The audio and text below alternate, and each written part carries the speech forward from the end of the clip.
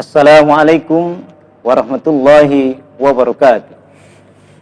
Alhamdulillahi rabbil alamin, allazi ja'ala syahrul muharram min syahril hurum.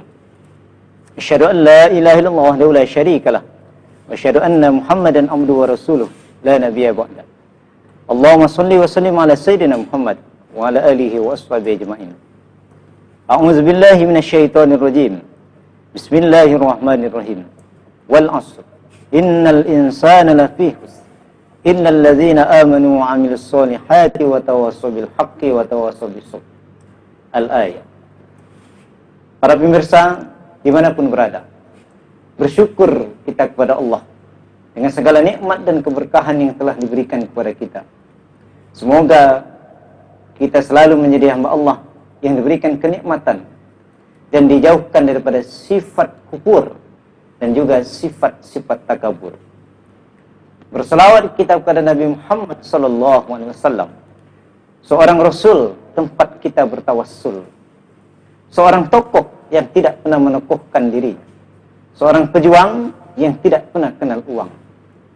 Maka tegaklah Islam di bumi Nusantara ini. Maka kita berselawat, Allahumma shalli ala sayyidina Muhammad wa ala alihi wa ashabihi ajma'in. Para pemirsa dimanapun berada, alhamdulillah kita ucapkan pada hari ini Allah memberikan keberkahan kepada kita, umur yang panjang, kesehatan badan, sehingga kita mendapatkan anugerah bisa berjumpa dengan tahun baru Islam, yaitu 1442 Hijriah. Sebuah anugerah yang luar biasa. Tanpa izin Allah, mungkin kita tidak akan dapat berjumpa dengan tahun Islam ini.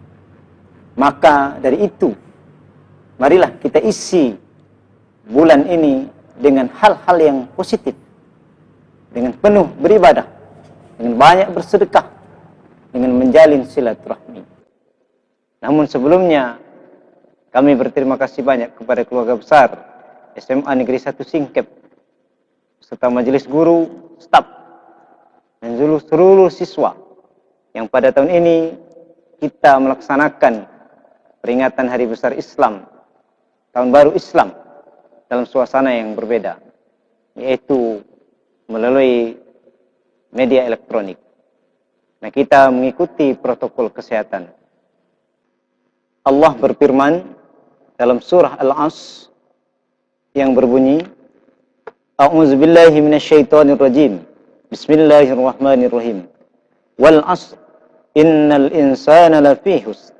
Illal ladzina amanu wa 'amilus solihati wa tawassaw bil haqqi wa tawassaw bis sabr. Al-ayat.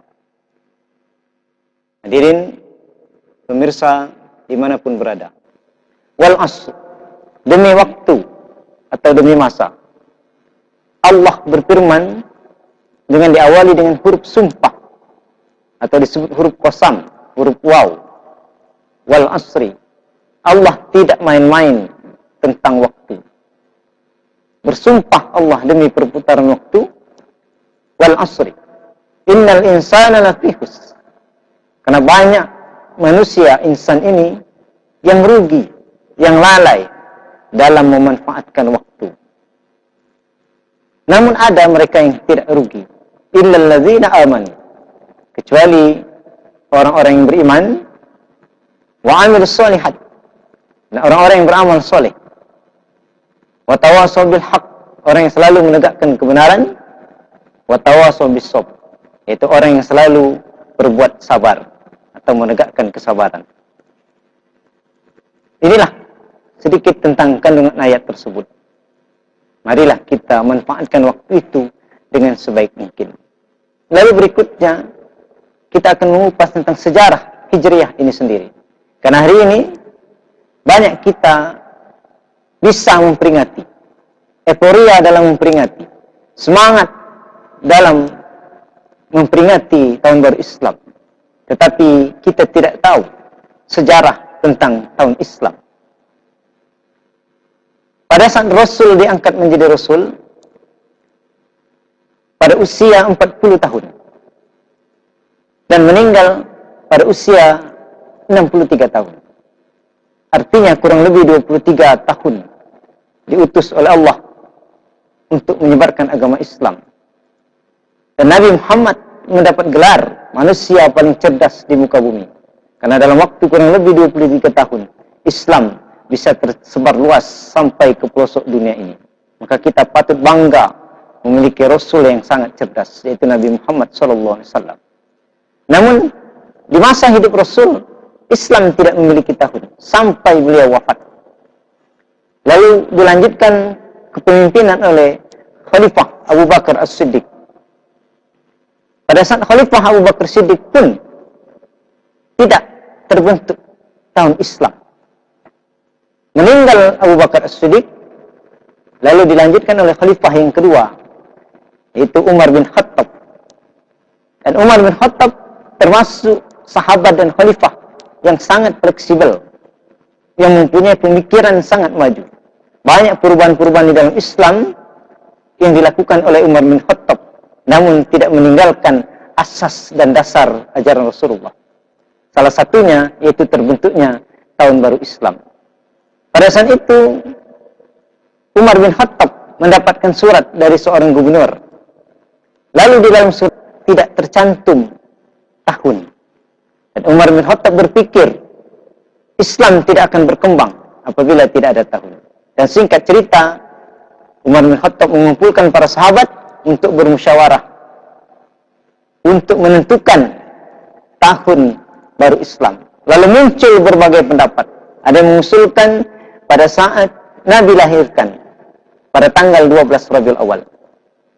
Ada juga yang mengusulkan pada saat Al-Quran diturunkan, yaitu pada peristiwa nuzulul Quran. Karena memang sebelumnya tidak ada tahun Islam. Buktinya Rasul dilahirkan pada tanggal 12 Rabiul Awal, pada hari Senin, namun tahun tidak disebutkan. Nabi Ibrahim peristiwa kurban pada tanggal 10 Zulhijjah, lagi-lagi tahun tidak disebutkan. Maka Khalifah Umar bin Khattab sangat terbeban dengan peristiwa ini. Dan sahabat-sahabat mengusulkan beberapa pendapat. Dan akhirnya pendapat dari sahabat Ali bin Abi Thalib yang diterima. Yaitu dihitung dari mulai Nabi hijrah dari Mekah sampai ke Madinah. Maka inilah disebut dengan tahun Hijriah. Diambil dari peristiwa Nabi hijrah dari Mekah ke Madinah. Dan seluruh sahabat setuju dengan saran pendapat daripada Ali bin Abi Thalib. Maka pada saat itulah terbentuklah tahun Islam yang pada hari ini alhamdulillah kita sudah berada di 1442. Maka bersyukur kita sebagai umat Islam telah berumur 1442 tahun. Lalu kesalahan yang sudah beredar di tengah masyarakat, bahwa masyarakat menganggap bahwa peristiwa hijrah terjadi pada bulan Muharram. Karena euforianya terjadi, kita peringati di bulan Muharram. Padahal dalam seluruh sejarah disebutkan bahwa Nabi hijrah dari Mekah ke Madinah tidak terjadi pada bulan Muharram. Namun Nabi berjalan dengan para sahabat dari Mekah ke Madinah itu pada akhir bulan Safar, dan sampai ke kota Madinah atau Yathrib kurang lebih pada tanggal 8 Rabiul Awal. Itu Safar Rabiul Awal. Jadi tidak ada sangkut paut dengan bulan Muharram. Nah, lalu sahabat pun mendiskusikan dan menetapkan Muharram di awal bulan, Zulhijjah di akhir bulan. Lalu terbentuklah susunan bulan-bulan Islam yang kita kenal dari Muharram, Safar, Rabiul Awal, Rabiul Akhir, Jumadil Awal, Jumadil Akhir, Rajab, Sya'ban, Ramadan, Syawal, Zulqa'dah, Zulhijjah. Di dalam bulan-bulan tersebut ada 4 bulan haram. Yang pertama yaitu Zulqa'dah. Yang kedua Zulhijjah. Yang ketiga Muharram. Dan ditutup dengan bulan Rajab. Inilah yang disebut dengan bulan-bulan haram. Para pemirsa dimanapun berada, inilah sejarah tentang berdirinya tahun Islam. Dan yang terakhir, bagaimana kita memaknai hijrah sempena dengan kita memperingati Hari Kemerdekaan Republik Indonesia yang ke-75. Apa kita sudah merdeka dalam berhijrah? Ataukah kita hanya berhijrah sebagai seremonial Islam? Karena hari ini banyak orang mengaku berhijrah, tetapi hatinya tidak berhijrah. Dia mengaku merdeka, padahal dia tidak merdeka. Lalu makna hijrah itu sendiri dalam beberapa riwayat disebutkan adalah berhijrah dari sesuatu yang tidak baik menuju sesuatu yang baik atau yang diridhai Allah. Sudah sangat jelas pada hadis-hadis tersebut bahwa Allah memaknai hijrah itu bukan kita berubah penampilan, bukan kita berubah casing. Hari ini orang sibuk dengan gerakan hijrah, lalu disibukkan dengan casing, fashion. Padahal itu bukan makna hijrah yang sebenarnya. Kalau dulu dia tidak pernah sholat, maka di tahun Islam ini dia memulai sholat 5 waktu. Kalau dulu dia tidak pernah ikut upacara bendera, memperingati hari kemerdekaan, bahkan dia menganggap bahwa menghormati bendera adalah syirik, lalu dia berubah, dia berhijrah, bahwa itu semua adalah bentuk syukur kepada Allah atas kemerdekaan ini.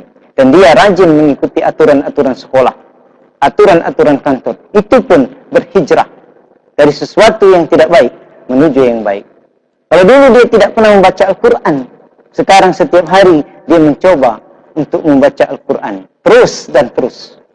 Dan inilah makna hijrah yang sebenarnya. Sebenarnya hijrah itu sangat gampang, tetapi kita selalu mempersulit. Para pemirsa dimanapun berada, inilah sekilas tentang kajian hijrah. Mudah-mudahan kita dapat mengambil hikmah itu semua. Dan di tahun baru Islam ini, kita lebih memperbaiki ibadah, dimudahkan rezeki oleh Allah, dipanjangkan umur, diberikan kesuksesan. Dan terkhusus di akhir tahun ini kita berdoa kepada Allah. Mudah-mudahan Indonesia dan Nusantara ini dijauhkan dari segala virus penyakit, terutama virus-virus corona. Amin ya rabbal alamin. Assalamualaikum warahmatullahi wabarakatuh.